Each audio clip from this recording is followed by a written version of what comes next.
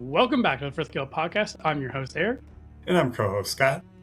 And today we're going over chapters 26 through 30 of Abyssal Arcanus. Before we get into today's episode, we always like to ask if you can like, share, subscribe, all of that good stuff for us, so that way we know we're doing a good job, along with getting our presence known. Also, the link to the First Chronicles wiki is in the description down below, along with the Capital Station Discord server. That way you can go over there and join in on the fun there. And with that, we'll get into chapter 26, class chemistry. So we get this really cool description of waste, and I know he's going to change more because he's got a oh my gosh, I feel so terrible not remembering what it's called. A Gaius true form. There we go. Shoot. So waste has to have, or Ninny has to complete a certain task in order to get waste to make his true form. Obviously, killing people or killing things with souls is the key to it. So we are getting some fresh digs from waste. He's got a very sharp new scythe. It looks like it's very brand new now instead of the rusty one that he had previously. The hemline is looking a lot more frayed, and the cloak is getting thicker, and it is growing in length. It's getting longer, going down a couple more inches, so it is definitely changing. Gray is still attached to Deimos, and he's like, hey, you just wouldn't happen to want to just go back to sleep, would you? And like, I love that Gray asked. It's a bold move. Exactly. Gray does end up telling Ashlyn that he has been kidnapped, and then she asks him where he is. When he asks, Ashlyn looks at Gray, kind of asks where he's been for half the class, and he said that he's been kidnapped. And I love the fact that he doesn't lie about this, and she doesn't take it seriously. She's kind of like, oh, ha ha, like, really, where you are? And Twain's like, no, really, we've been kidnapped, so. It's not even surprising. Like, if he said that, you're like, considering everything else that's happened, yeah, it tracks. Okay. Just like when he wants to go to the headmaster's office. Just let him go. Yeah, he has issues. He does promise, however, that he's going to tell her all about it in the morning so that they have time to talk privately. And Sorin is asking for help for Ninny, and Gray gives him an answer that Sorin does not like, and he wants to use Xe to help in order to hide the name on the waist chain. The only way that Gray was able to get that to happen was promising that Sorin was involved, and then she got there and she wasn't very happy. Sorin said that he will be indebted to Xe now, and I'm sorry, Sorin. You know, like, he's the true MVP here. Yeah, he's really taking one for the team. The things you do for love. For your honeysuckle. Chapter 27 is Dream Party. So we're in Professor Wren's class, and instead of going along with the class curriculum, which they never actually seem to follow, they ask if they can pretty much adjust the whole schedule so that they make trinkets now. And this is an attempt so that they can have a trinket that is an illusion that would then hide the name, so then they don't need Xe to reapply her magic every morning. We do find out that the students pretty much each get to make their own trinket at the end of the first year, and that the Academy covers the cost of star shards. We think that the cost of a star shard, Nesbitt said, is like 2 years worth of income for like a normal family or something.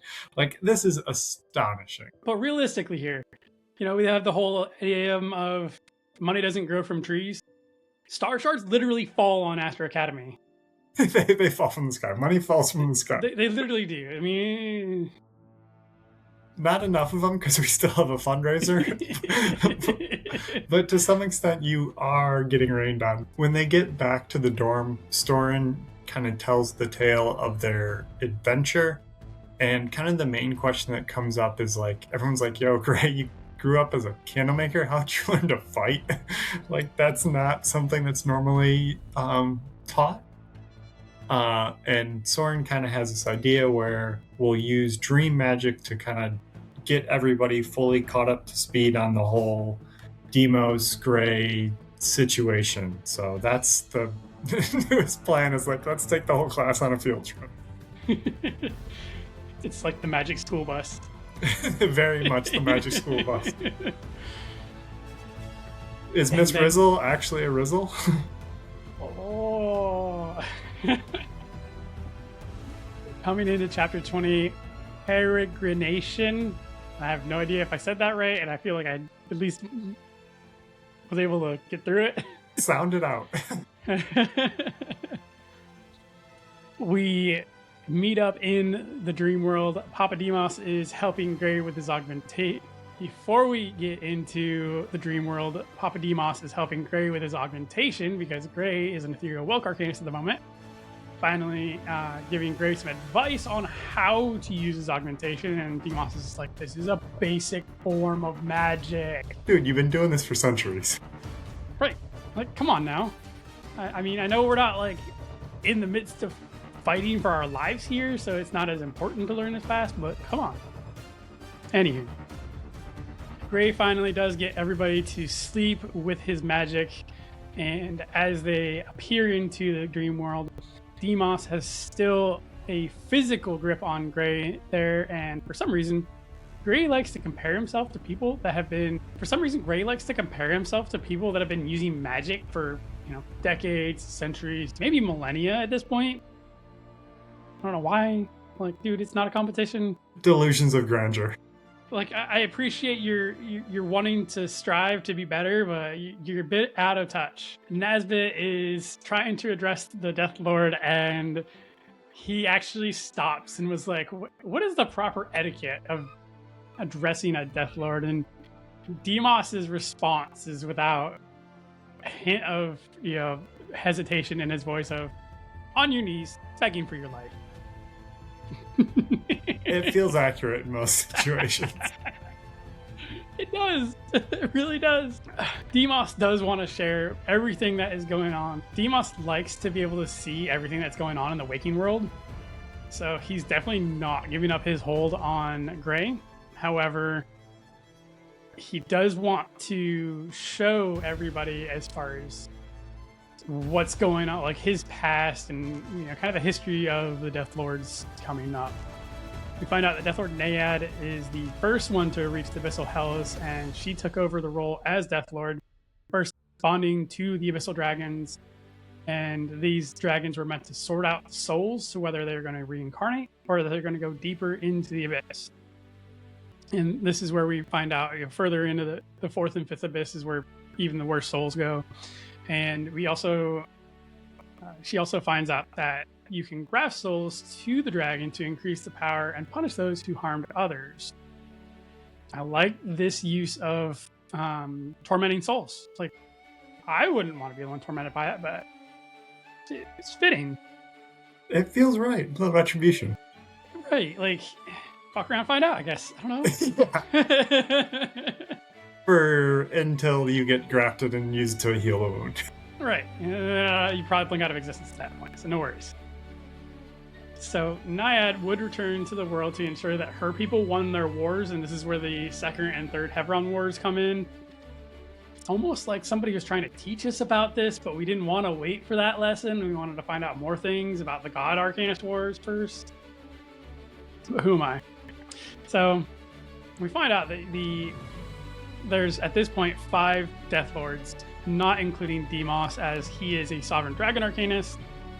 We have 2 Death Lords per group of humans, except for the third one. They only have 1. The one group kills the Death Lord, and Naiad finds out that she can kill them and graft their soul to her, making them much, much more powerful. Chapter 29 is bedtime.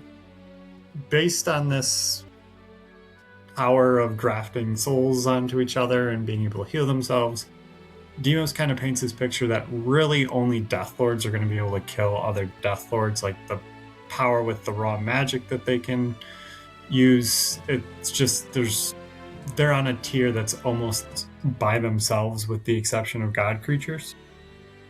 So we do get the full story of Deimos capturing Tharage, killing his Papa Deimos, getting killed. We do find out that he ended up taking on the 7th abyssal dragon, bonding to it. Naiad ends up disregarding her role in the underworlds, and this is really what caused the turning of the age. And we know from the Frith Chronicles that the turning of the age is when the god creatures started to spawn, which is where the warden, who's the abyssal kraken, ends up coming in and sealing the abyssal gates so that the Death Lords can no longer move between them at will. At this point, there's really only 4 Death Lords that remain. So Naiad has her own army of the damned. There's also Calicor, who's fighting Naiad, but there's this concern that he's kind of off his rocker a little bit. So while we don't want Naiad to win, we don't really like Calicor either, because you don't really trust what's going to happen if he wins. Deimos does kind of reiterate that we do need to fix the abyssal hells because they're kind of key for keeping magic in the world. They help with the reincarnation of souls, which brings magic back into the world.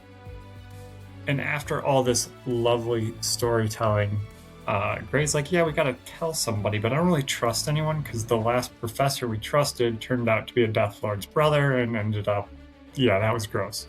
So I want to tell my honeysuckle, Professor Helm. So to get everyone on their side, he kind of shows them the picnics that he used to have with Helmet, which is this really revealing, cute little moment that I love. Unfortunately for him, this picnic that they're going on gets interrupted by none other than Kristoff. Oh no.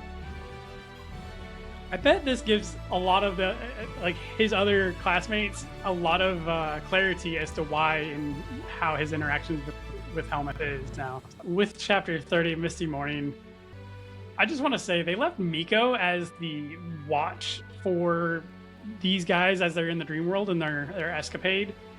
Why didn't they have Thurin do that? Yeah, I wouldn't have picked Miko first. My first thought was that as well, because I was like, it feels like Thurin could have gone farther out and like done a little, like, you know, hiding, running back into the room if something came. He can kind of move a little better. It didn't seem like the smartest choice. I do love her energy though, because Miko's like jumping up on the bed, like, I swear nothing happened. However, we hear rasping on the door because Kristoff is there. Sorin does volunteer to kind of go talk to Kristoff for Gray, but we all know what's gonna happen. So Gray's just like, nah, I'll just go talk to him myself. He answers the door. Kristoff pulls him into the common room, and I think that it would have been a solid idea to have at least let Kristoff strengthen the cage, because again, he's a Hagen Arcanist, but he ends up telling Gray to stop messing with things. Like, Gray, this is your time to be like, hey, you know what? Actually, could I use you to strengthen the cage for me? But raise your hand. I've got a problem. Like, can you help? This is actually going to help everybody, not just me, but Riley too. Oh, and Gray is also invited to a feast with his parents and others in a few weeks in the meantime. And this is truly why Kristoff came over to say hi, but I don't know how he managed to end up in the dream world with him, but Deimos gives Gray some solid advice on how to handle Kristoff. And Deimos' advice is, if you want to impress her, you should slay that man and offer his heart as a token of your affection. Might be a little outdated for the times. Just a little bit. I don't think it would be the most appreciative offer. No. That one didn't age well. No, definitely not. I mean, everybody's seen Temple of Doom, right? Yeah, we know how that goes. So, next morning, Grace goes down early, starts fluffing up the mist to make it look really pretty so it's not so drab looking. And Ashlyn meets up with him, and he kind of gives her the cliff notes of what Nazbit wrote down about Death Lord Deimos, and kind of like everything that's going on. Nazbit's the note taker, and he really wants to discuss with her about becoming unbetrothed because Valo is. Anyways, like, everybody's in agreement to this. Like, it's not just Gray or even just Ashlyn. So Ashlyn does kind of spill the beans on everything that's going on with her family, all the pressures she's under, that basically if she doesn't amount to the same thing as what her brother is, and she's not enough for the Cross family. And in that case, the Cross family has fallen ever so far. Blah, blah, blah, blah. Like, maybe, I don't know. There's a lot of pressure on her, and this is one of those nice clarifying moments of understanding why she's so pressured, and not just being like, oh, you just need to impress everybody. So, yeah, it's tough when it's coming from your family. Like every day just getting reiterated. Like it just burns into you. Especially from a sibling, an older sibling. Like, there's no win. So realistically, she's just trying not to disappoint herself, and that's the real key. Gray is going to win some competitions to show her family that he is definitely worth something. And she even mentions that if he has some professors talk highly of him, then that'll definitely go a long ways with her father. But that's where this section ends. The start of a plan. Ooh, so exciting. I love when they I love that they're trying to figure out how best to impress the father. And like, we're gonna rig things to make it look impressive. It's such like the plot to a romantic comedy. Like, if I win this competition, we'll rig it so I'm gonna win, and then I'll impress your father, and then we can get married. Yes. This is Parent Trap all over. Yeah. But with that ends this week's episode. And next week we'll continue on to chapter 31 through 35 in this books. And Scott, did you have anything else you'd like to add today? Oh, looking forward to some competition. I wonder what kind of competitions they're going to have. Tug of war, maybe a three-legged race. Sack race? Hopefully. All right, with that, we'll catch you guys next week.